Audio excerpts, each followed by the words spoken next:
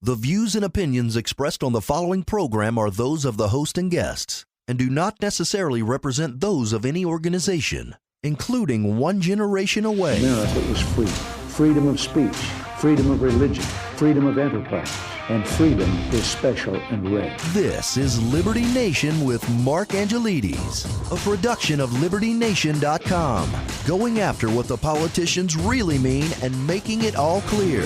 For your freedom and your liberty. Liberty Nation with Mark Angelides. Public trust in government and government institutions are falling and falling hard. Few people believe that the reins of power are being wielded for the benefit of the people. Or as Friedrich Nietzsche once wrote, "I'm not upset that you lied to me. I'm upset that from now on, I can't believe you." And this is how much of the American population is feeling right now, that they're being lied to about the reasons behind inflation, why gas prices are skyrocketing, and how the administration is telling blatant lies and laying off blame. The question becomes, if they lie about this, what else are they willing to lie about? Fool me once, shame on me. Fool me twice, however, and what we have is a recipe for the destruction of faith in the pillars of the nation. And faith, trust, actually, is a currency that's all too easy to spend, but very difficult to make. And it looks like the Biden administration is now flat broke in this regard.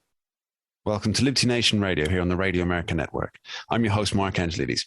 On today's show, we talk 2,000 Mules, the new Dinesh D'Souza movie with LN's editor-in-chief, Leesa K. We ask just who is running the country after the latest Biden debacle on Taiwan and the U.S. commitment with Dave Patterson. We also figure out schools and school boards seem determined to take control of your children with Jeff Charles. And of course, we'll be talking liberty with Scott Cosenza on all things legalese. I want to take a moment to say a special thank you to our listeners out in Great Falls, Montana on KQDI 1450 AM and 97.5 FM. Thank you for being here and taking the time to tune in. Remember, this show is proudly sponsored by LibertyNation.com, where you can access podcasts, breaking news, analysis, and a range of biting and brilliant shows to whet your appetite for freedom and your fondness for the great American Constitution. Filmmaker and author Dinesh D'Souza has released his latest venture, 2,000 Mules, which claims to detail extensive ballot harvesting efforts over the 2020 election. Now it's become cultural kryptonite to some, a vision of hope to others, and of course, fake news to even more. But what does it present? And do D'Souza's claims actually hold water? Well, we're fortunate enough to be joined by Liberty Nation's editor-in-chief, Leesa K, who also happens to be one of the best noses in the business for what passes the sniff test. Thanks for being here, Leesa. Good to be here, Mark. So let's start with the overview, Leesa. You watched it. You put yourself through it. Whether that was good or bad, I don't know. But what does Mr. D'Souza say in a nutshell? Well, you know, we sort of have a word for movies like this. We call them bog sat, bunch of guys sitting around a table. And it is every Saturday night. Yeah, it is sort of that. But the Salem Media Group, which is the distributor, said that this is the most successful political documentary in a decade. Based on what you've seen of the movie and its claims, is there any there? Well, you know, I think it's one of those things. It depends who's watching it. Yeah. Let me just explain the content for a second. So the documentary revolves around work done by True the Vote, TTV.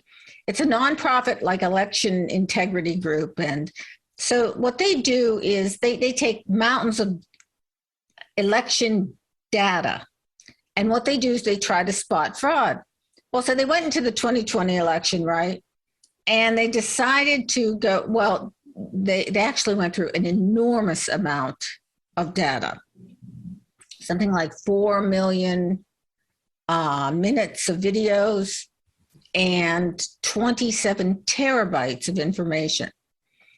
So sitting down with D'Souza, who kind of has this odd and annoying habit of putting himself in all of his movies, but anyway, was Catherine Albrecht, the founder of TTV, and Greg Phillips, kind of the tech geek. And so what they decided to do was to try to get a subset. In other words, what's going on in these videos and what's going on in the data. And so they set kind of a high bar. They were looking at mules. Now, do you know what a mule is? I certainly do, yes. Right. So a mule would be somebody who is paid to travel around and drop off ballots, particularly in this case, it's believed to be fraudulent ballots that would be dropped off in different locations. So they're like a pack horse for votes, basically. Right. Well, that's where you run into trouble are they fraudulent ballots? But anyway, getting back to it. So they track people. They drew a geofence tracking their cell phones. And if a mule went to the same drop box, they had to go to the same drop box at least 10 times. And they had to visit at least 23 separate drop boxes to be considered a mule for their movie. That's a pretty high bar. What are people doing going to 23 drop boxes? And, why are they going at least 10 times? Anyway, their subset pulled up 2,000 mules. So you can imagine if you lowered that bar a little, there would be a lot more people. They also had a whistleblower's confession from Yuma County, Arizona, kind of in the black, all shaded. You can see the FBI witness protection program. Yeah, their voice was changed, that sort of thing. And so, the videos were the most compelling part of the movie. The videos showed like one lady who was walking up with, and she stuffed in the drop box a bunch of ballots, and then she took off these turned around, took off these blue latex gloves and shoved them in the trash can, which looks a little squirrely. There was another guy who was taking a picture, not a selfie, but a picture of the drop box itself, almost as if to say, see, I was here, now you can pay me. So I'd say the videos were the strongest part of the movie. It's interesting that D'Souza, since the release of the movie, he spent so much time online debunking those who claim to debunk him and fact-checking those who are claiming to fact-check him. Now, he certainly seems convinced of his position here. Yeah, for sure. But I was interested in this movie, I guess, because there were so many conservatives who came out with not exactly a ringing endorsement, and I wanted to figure out why. So I think for the skeptic, you have a bunch of questions. First, ballot harvesting is legal in about half the states. I think it's like 27 states in the U.S. Second, you can't really question the legitimacy of the ballots because once the envelope has been removed from the ballot, and of course they're not putting it in the envelopes in the ballot box, you don't know where it's from.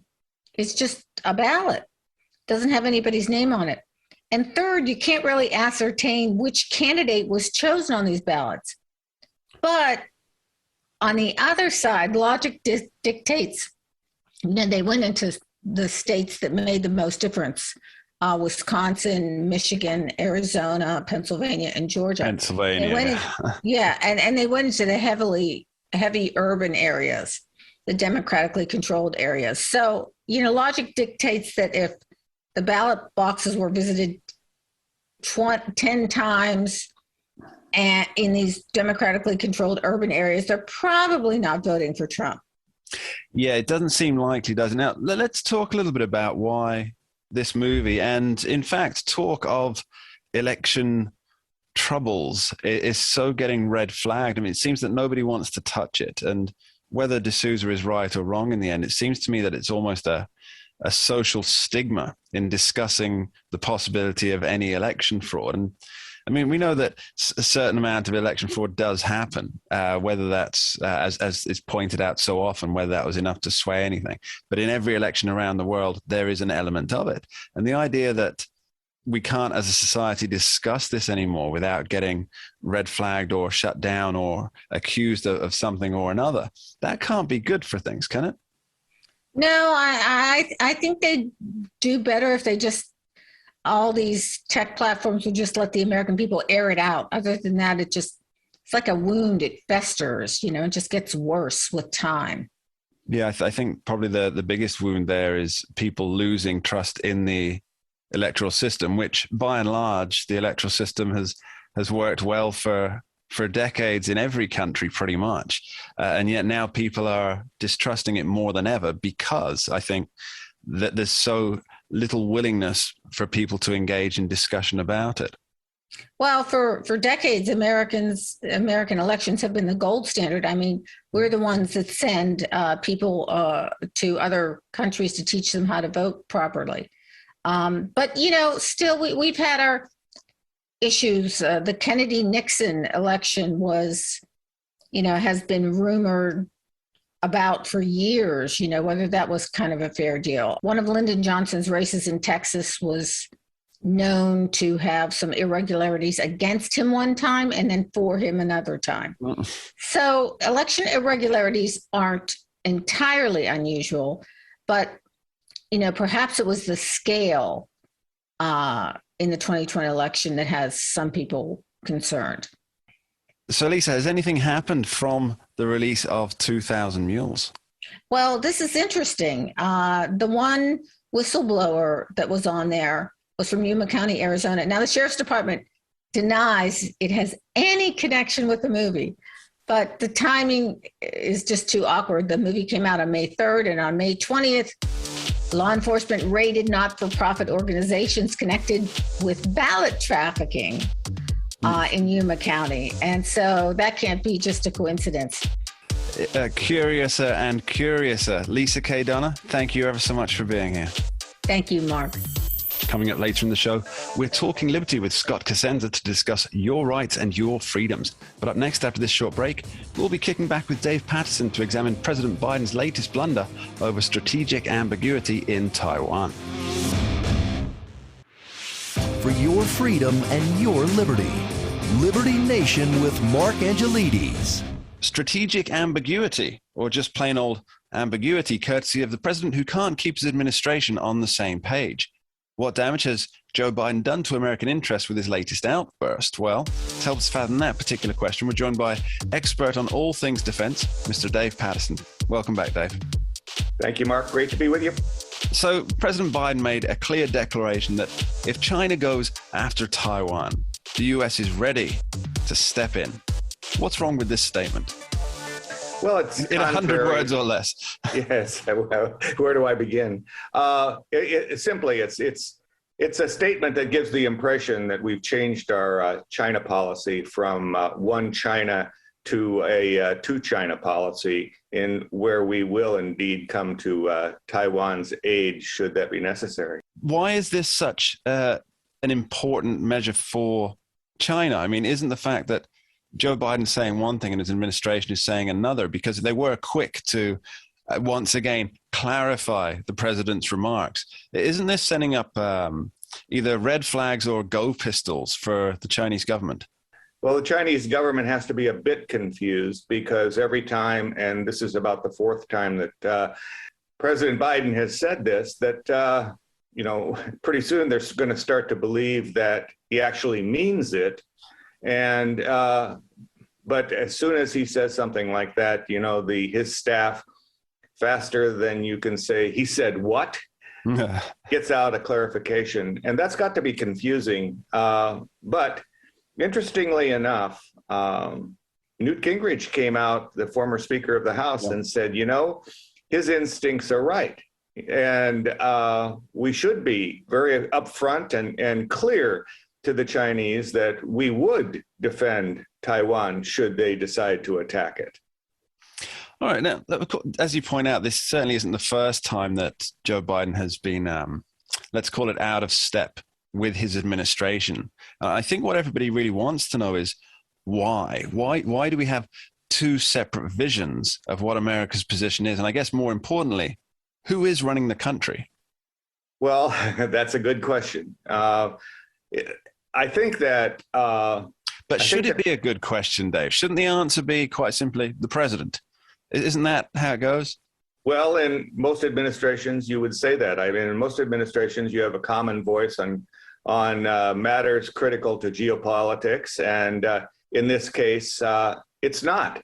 And you'll recall back when President Biden was talking about the Ukraine, his instinct was that, a minor incursion wouldn't be so bad. Maybe they take Donbass, that's okay. And our sanctions on them would reflect a less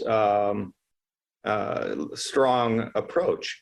Well, immediately everybody came out and said, no, no, no, especially the Ukrainians, I might add, who found this somewhat disturbing.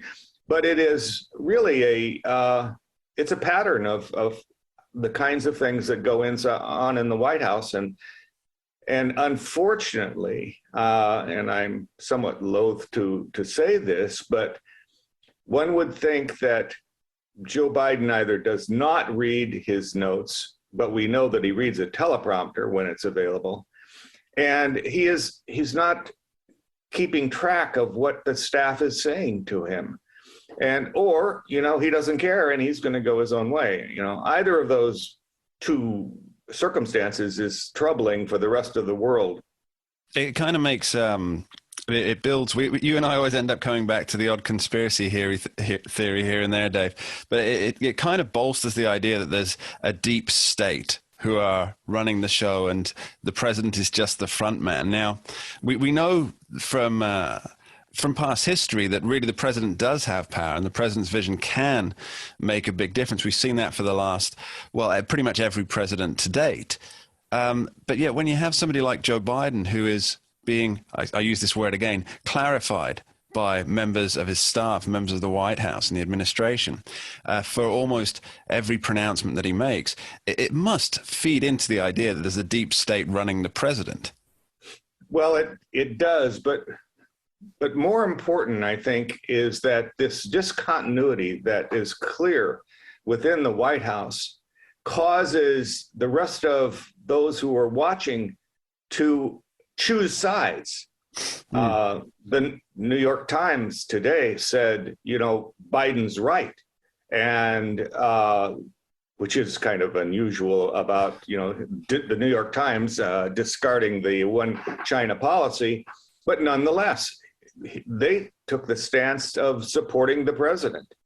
And that's what we would like to do. But with this president, sometimes it's not that easy. It seems to me, Dave, that despite the fourth estate trumpeting that the adults are back in charge, we're living through a fear and loathing White House edition. Now, is the world really looking on and thinking that the United States is a reliable partner during this administration? I think not. I think that quite the contrary is the case, that they wait to see what the United States is going to do versus what they say. And that's a very, very troubling set of circumstances, because so often the president says one thing, the national security advisor says something totally different. Or in the case of this is an administration that is quite confusing. You had the case of Secretary Blinken said, oh yes, MiG-29s to Ukraine, perfectly okay. And within 72 hours, the Secretary of Defense, Lloyd Austin, said, no, we're not doing that. I mean, the world leaders have to be, perplexed. Yeah, it seems that world leaders can be forgiven anything except indecisiveness. Dave Patterson, thank you ever so much. Thank you, Mark. Happy to be with you. You're listening to Liberty Nation Radio, heard across the Radio America network from our flagship station in the nation's capital, WWRC in Washington, D.C. Later on, we talk all things liberty. But up next, after this short break, why do schools think they own your kids? Coming right up.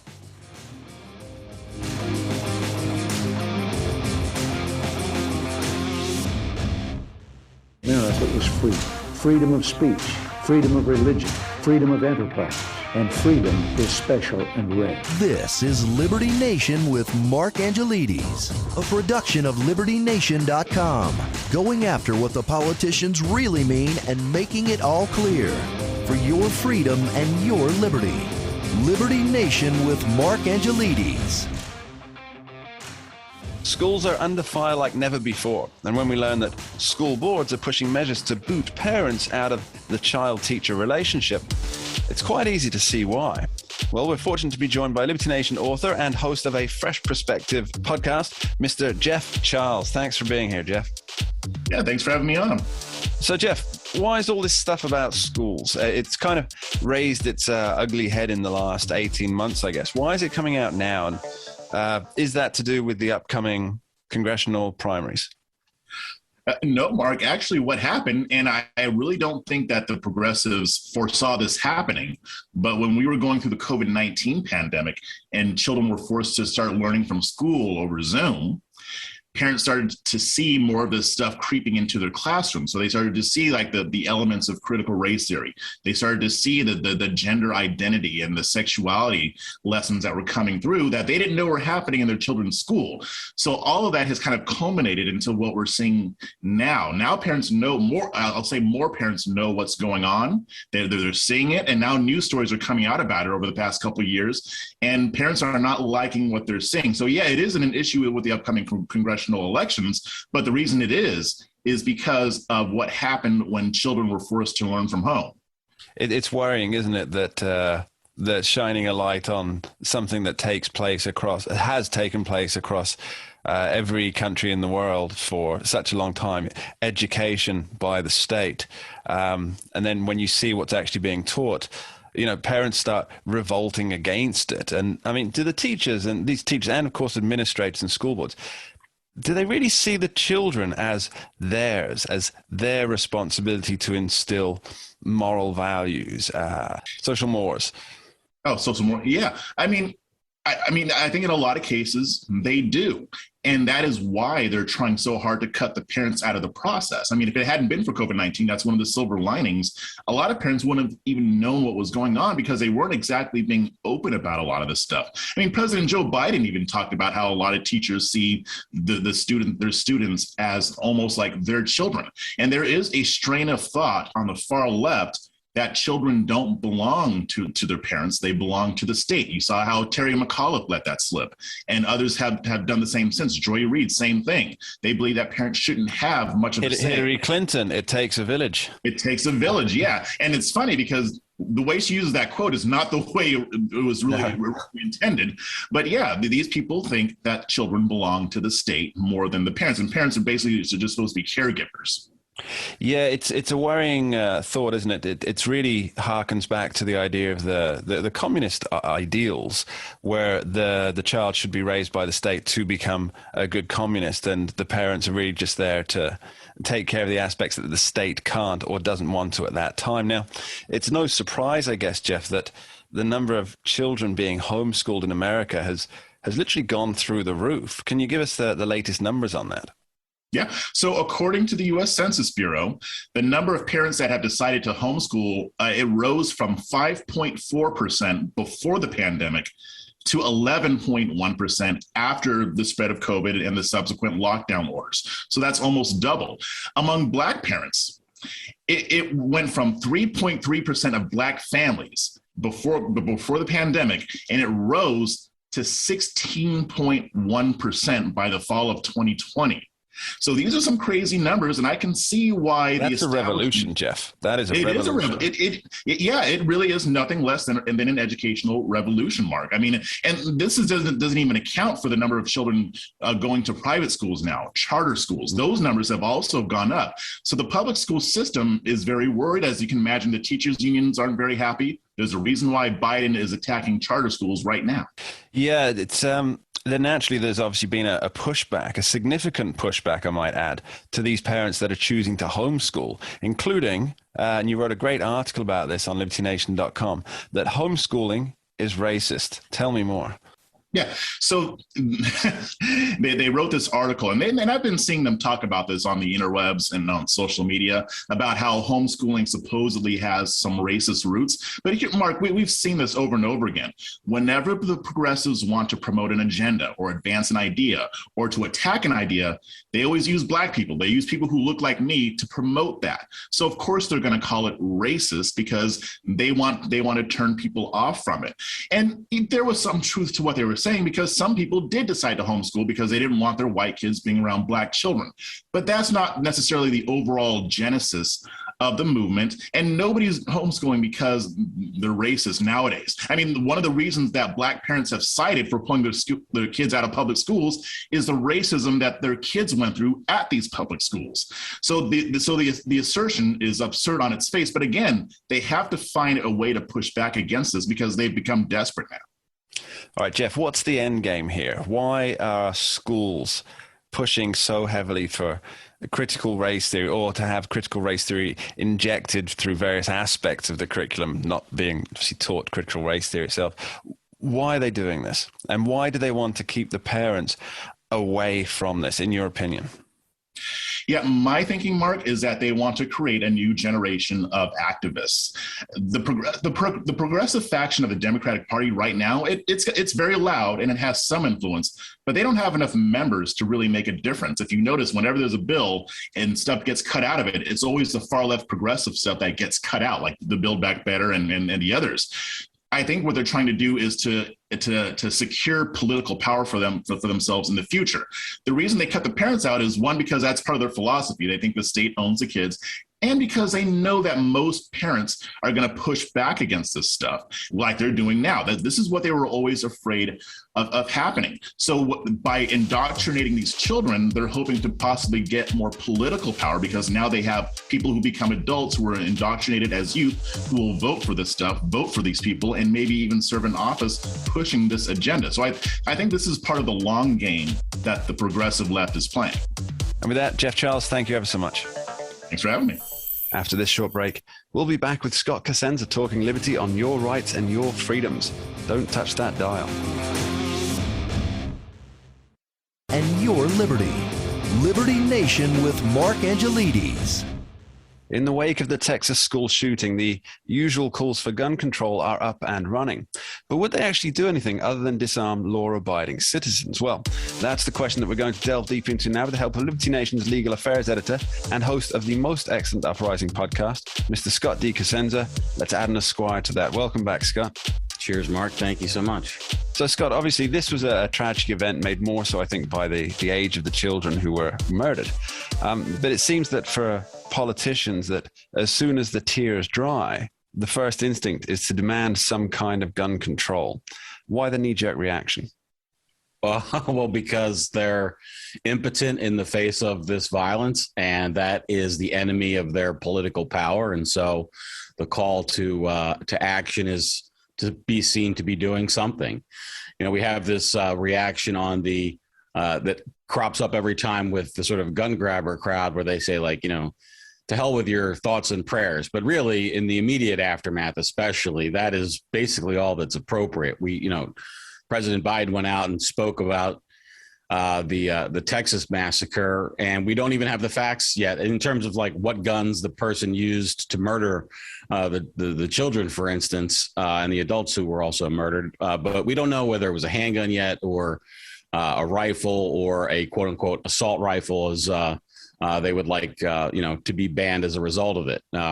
That's the reason why for the calls, I think. Let's jump into that, what you said about assault weapons, assault rifles. Yeah. Now, Scott, I believe the first call to action after this event was an assault weapons ban. I do want to get into the weeds on this, because it seems that both who is defining what an assault weapon is? Because I figure if you ask 100 people, you'd get at least 4 or 5 different answers. And B, if it's the same as what was brought in before, didn't that prove to not actually work, despite what President Biden said after the events? Well, let's take question A. For people who are not in the gun world and in the gun culture, it can be a little bit challenging to learn different vocabulary for gun parts and things. But I would encourage them to think of it, if we use a car analogy, Mark, we could say, like, let's say there was a problem with speeding, killing people, and they wanted to ban sports cars, and they just instituted a sports car ban. Well, you can imagine what would constitute a sports car. For some people, 2 seats and a blonde, rear wheel drive and a manual transmission. That's what I would vote with high horsepower and lightweight. But at what weight would the car be overweight for a sports car, for instance, or if it was all-wheel drive? Could you have the same car then? And if they made the ban in rear-wheel drive, could they then add all-wheel drive and then avoid the ban for sports cars? Or maybe there would be not just the regular engine part, but a turbocharger might be the thing. And these are how these things are applied to the gun world, which is that there is no commonly accepted term about an assault weapon or an assault rifle. This was a terminology that was devised by gun control proponents.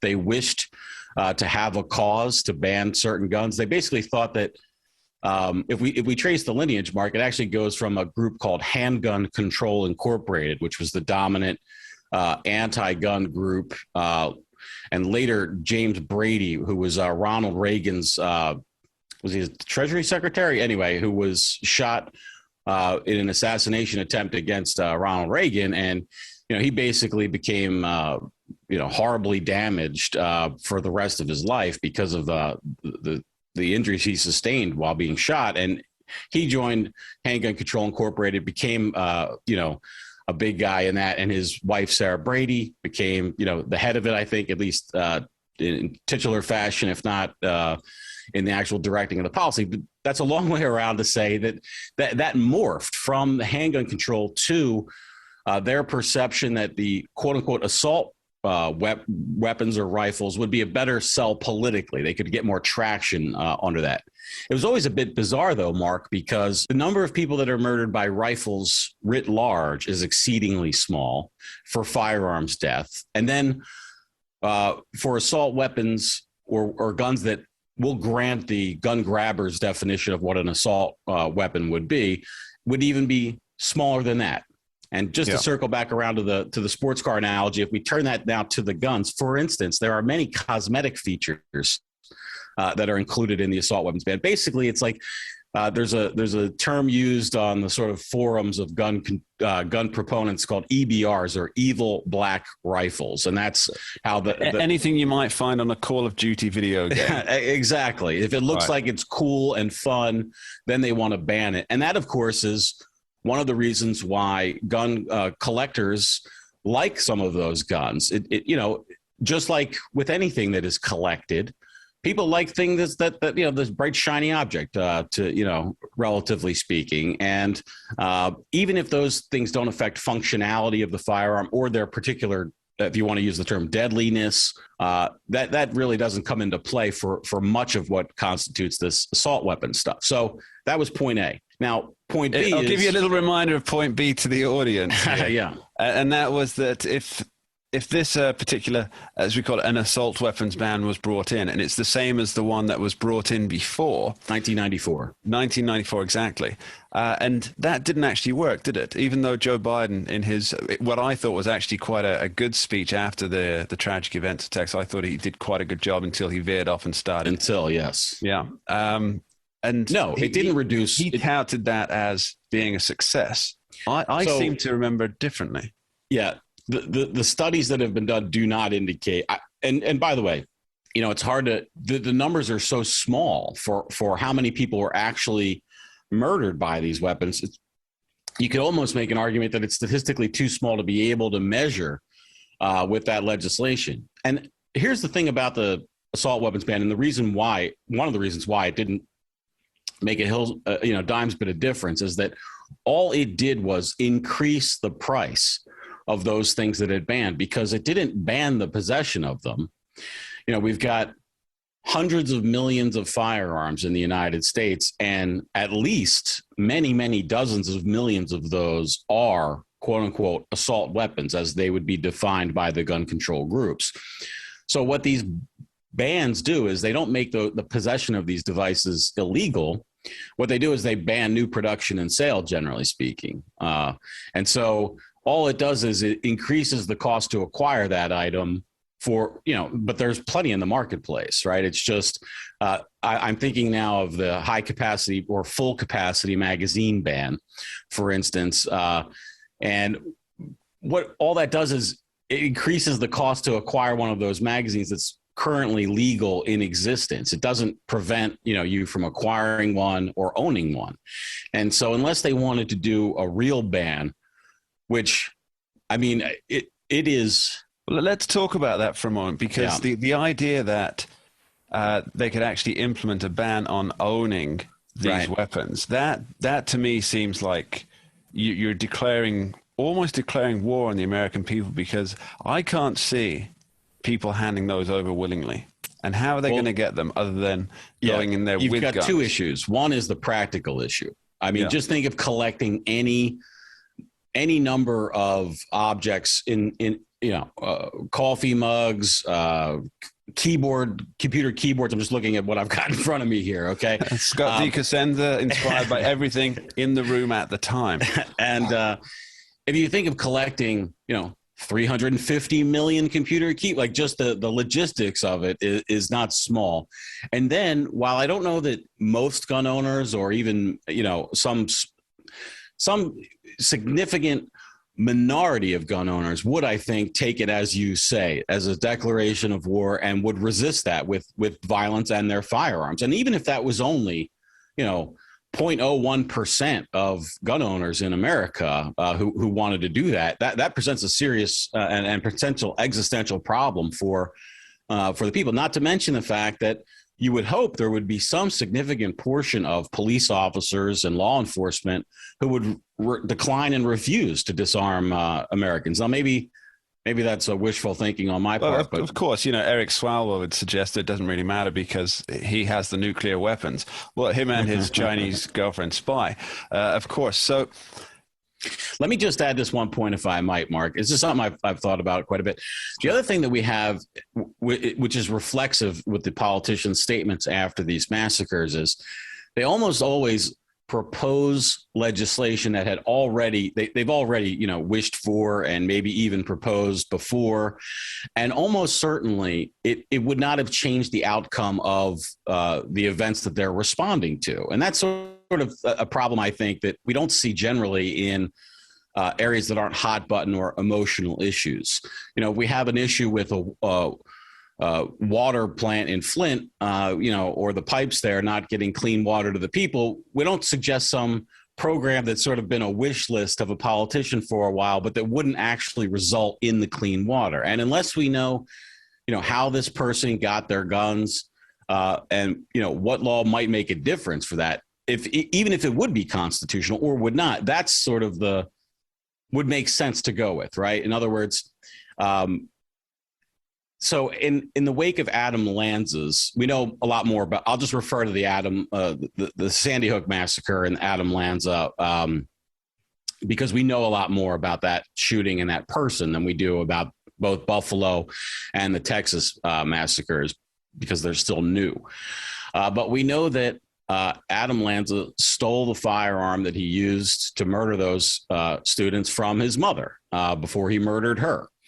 And that there would have been no way to restrict her from getting the gun if you were going to allow civilian purchase of the gun at all, meaning she jumped through all the hoops required to get that gun. So if you said, well, we need to erect more hoops and hurdles for gun ownership, you have to at some point say, well, yeah, even though we erected these hurdles, or we would erect these hurdles, she still would have gotten the gun. And Mr. Lanza would still then have been able to procure it in the manner that he did. So what we see is all the time after these events is the proposal of legislation that would not have affected the tragedy in the first place, or the crime in the first place. And so that's why, for those of us, I think, who know and study the gun issue, especially from a pro-gun side, we see it as just naked ambition to take away the gun rights of the people. If you're saying, hey, we have this horrible event, and as a result, we need to get through this legislation, but the legislation wouldn't have prevented the horrible event in the first place, well, then it seems more like political games playing rather than some genuine attempt to reduce the likelihood of such an event in the future. All right, Scott, thank you ever so much for the information. Really appreciate you being here. Thank you, Mark. And that's almost it for this edition of Liberty Nation Radio here on the Radio America Network. I'd like to thank our guests, Leesa K. Donner, Dave Patterson, Jeff Charles, and as always, Scott D. Cosenza for joining us. And of course, thanks to you at home for taking the time to tune in. My final thought for this week: when the lies and misrepresentations become so abundant that it stretches credulity, we have to ask ourselves whether we're just more attuned to deception, whether the lies have increased, or if, unfortunately, the powers that be know that they're lying and they just don't care enough to cover themselves. Of all these options, it seems perhaps the most dangerous for liberty is the last option, that they just don't care if we know they're being deceitful. Because that would mean that the power of people is no longer absolute, or as Thomas Jefferson put it so well, when government fears the people, there's liberty. When the people fear their government, there's tyranny. Thanks for listening.